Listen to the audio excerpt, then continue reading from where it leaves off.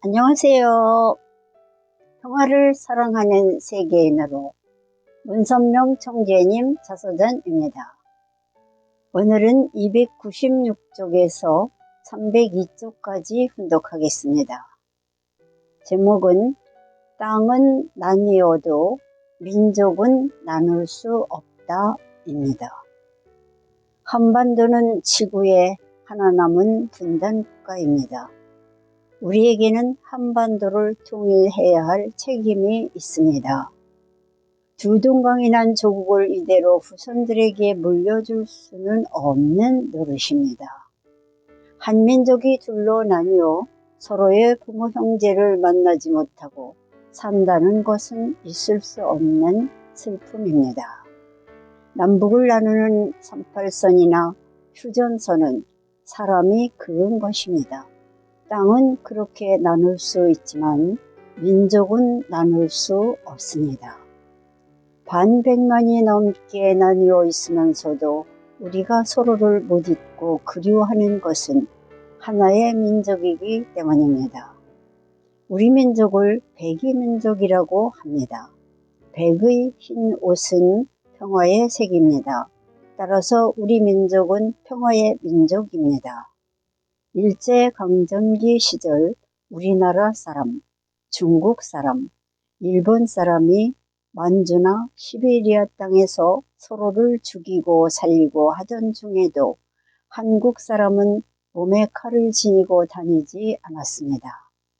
일본 사람과 중국 사람은 모두 칼을 가지고 다녔지만 우리나라 사람들은 부싯돌을 품고 다녔습니다. 얼어붙은 만주와 시베리아 땅에서 불을 붙이는 것은 생명을 지키는 일입니다. 우리 민족이 그런 사람들입니다. 하늘을 공경하고 도의를 소중히 여기며 평화를 사랑하는 사람들이지요. 일제강점기와 6.25 사변을 겪으면서 우리 민족은 참 많은 피를 흘렸습니다. 하지만 나라가 통일되지도 않았고 평화의 국권이 이루어지지도 않았습니다. 국토의 허리가 두 동강 나고 그나마 반쪽은 공산주의의 어두운 세계가 되었습니다. 우리가 민족의 주권을 되찾으려면 반드시 통일을 이루어야 합니다. 지금처럼 남북이 갈라져서는 평화를 얻을 수 없습니다. 우리가 먼저 평화통일을 이루어 온전한 주권을 되찾아야만 세계 평화를 이룰 수 있습니다. 한민족을 배달민족이라고 일컫듯 우리 민족은 세계의 평화를 전달하는 배달부로 태어난 것입니다. 모든 사물에는 이름이 있고 이름에는 저마다 타고난 뜻이 있습니다. 백이민족의 흰옷은 낮이나 밤이나 눈에 잘 띄입니다. 어두운 밤중의 표식으로 삼을 수 있는 색깔은 흰색뿐입니다. 우리 민족은 밤이나 낮이나 세계 평화를 전달하고 다니는 운명을 타고났습니다. 남과 북 사이에는 휴전선이 가로놓여 있지만 그것은 큰 문제가 아닙니다. 우리가 휴전선을 제거하면 그 앞에는 러시아와 중국이라는 더 큰 휴전선이 놓여 있습니다. 우리 민족이 온전한 평화를 얻으려면 러시아와 중국이 가로막고 있는 휴전선까지 뛰어넘어야 합니다. 힘들지만 불가능한 일은 아닙니다. 중요한 것은 마음가짐입니다. 나는 땀을 흘리고 피를 흘릴 때에 남김없이 몽땅 흘리는 것이 좋다고 생각하는 사람입니다. 마음속의 찌꺼기까지 몽땅 흘러내보내야 미련이 남지 않고 깨끗이 정리됩니다. 고난도 마찬가지입니다. 고난의 마지막까지 이겨내고 말끔히 청산해야만 고난이 끝납니다. 고난의 마지막까지 이겨내고 말끔히 청산해야만 고난이 끝납니다. 무엇이든지 완전히 청산하고 나면 다시 되돌아오는 법입니다. 그렇게 처절한 고통 없이는 민족의 온전한 주권을 되찾을 수 없습니다.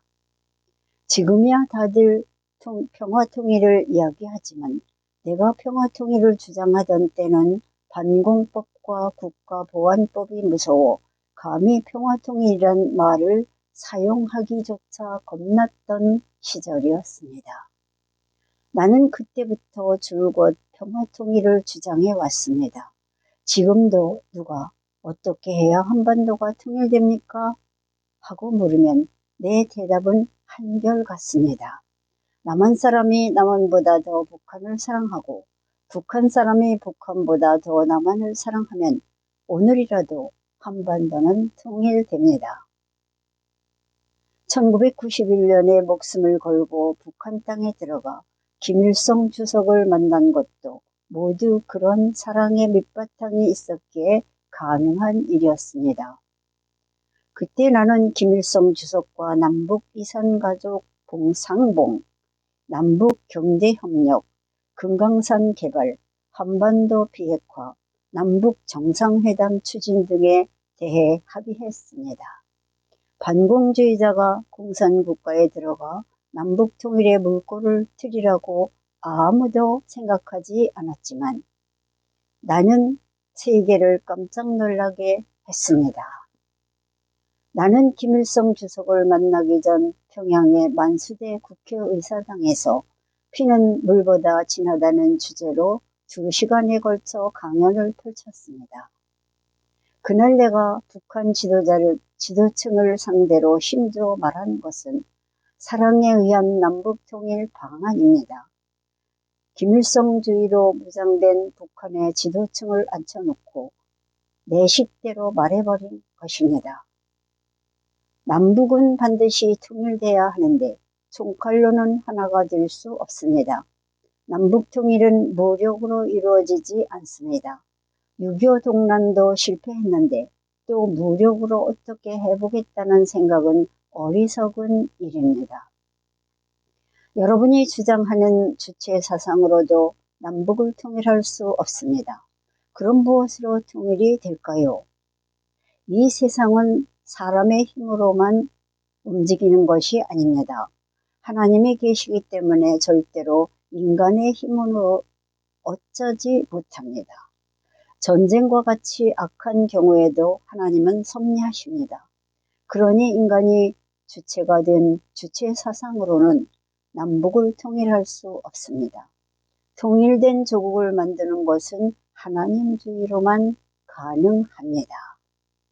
하나님께서 지켜주시는 우리에게 통일의 때가 다가오고 있습니다. 통일은 우리 민족의 숙명이자 우리 시대에 반드시 풀어야 할 과제입니다. 우리 때에 조국 통일의 성업을 이루지 못한다면 영원히 조상과 후손들 앞에 머리를 들지 못할 것입니다.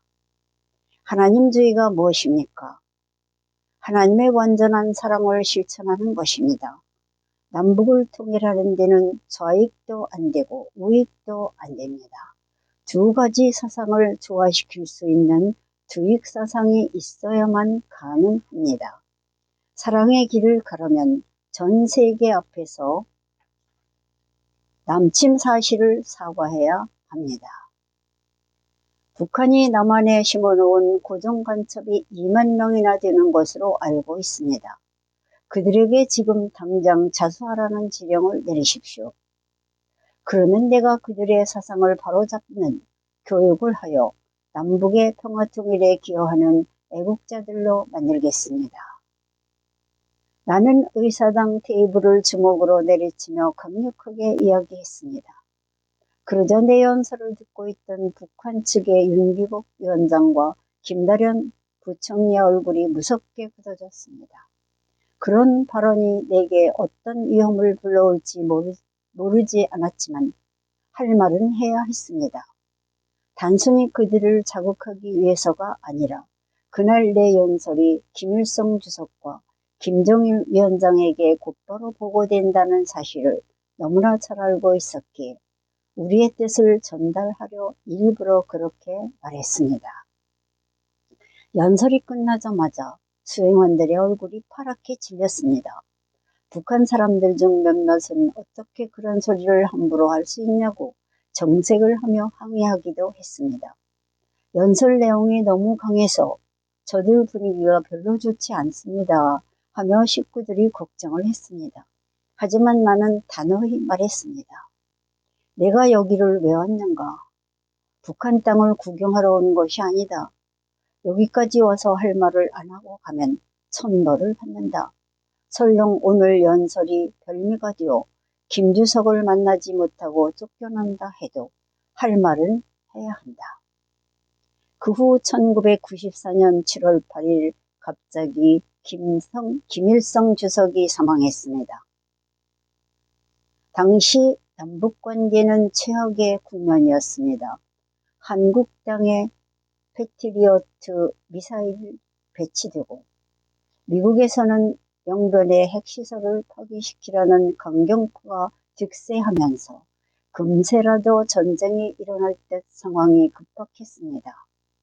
북한은 일체의 외국 조문객을 받지 않겠다고 했지만 나는 형제의 의를 맺었던 김주석의 죽음을 애도하는 것이 마땅하다 생각했습니다. 나는 박보일을 불렀습니다. 지금 바로 조문사절로 북한으로 가라. 지금 북한은 아무도 들어갈 수 없는 상황입니다. 힘든 것은 안다. 하지만 무조건 들어가야 해. 압록강을 헤엄쳐 건너서라도 반드시 들어가서 조문하고 와. 박보희는 베이징으로 건너가서 목숨을 걸고 북한과 연락을 취했습니다. 그런데 김정일 위원장이 문총재의 조문사절을 예외로 하여 평양에 모시도록 하라고 지시를 내렸습니다.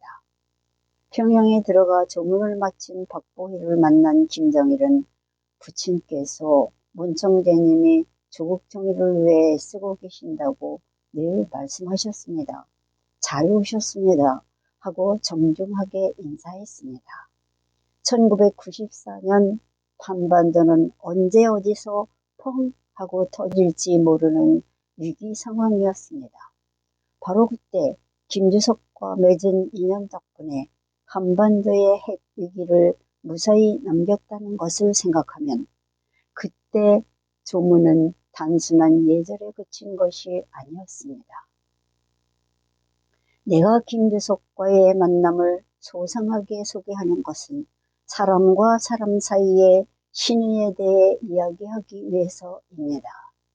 나는 조국의 평화, 통일을 위해 그를 만났습니다. 그리고 민족의 운명을 생각하는 내 신의가 통한 덕에 그의 사후의 아들인 김정일 위원장도 우리가 보낸 조문사절을 받아들인 것입니다.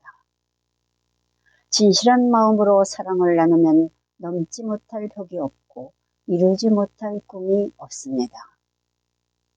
나는 북한을 내 고향, 내 형제의 집으로 여기고 찾아갔습니다.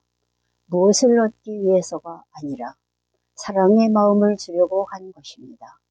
그리고 그 사랑의 힘이 김일성 주석을 넘어 김정일 위원장에게도 통했습니다. 그날 이후 지금까지 북한과 우리 사이에는 특별한 관계가 지속되어 남북관계가 어려워질 때마다 힘을 다해 물꼬를 트는 역할을 맡아 하고 있습니다. 모든 것은 김일성 주석과 만나 진실한 마음을 통하며 신뢰를 쌓은 것이 그 뿌리입니다. 신뢰는 그렇게나 중요합니다. 김일성 주석을 만나고 온 후 우리는 북한에서 평화자동차 공장을 비롯해 보통강 호텔, 세계평화센터 등을 운영하고 있습니다. 평양 시내에는 평화자동차 광고탑이 8개나 세워져 있습니다. 우리나라 대통령이 방북했을 때 북한 사람들은 평화자동차 공장을 보여주었습니다.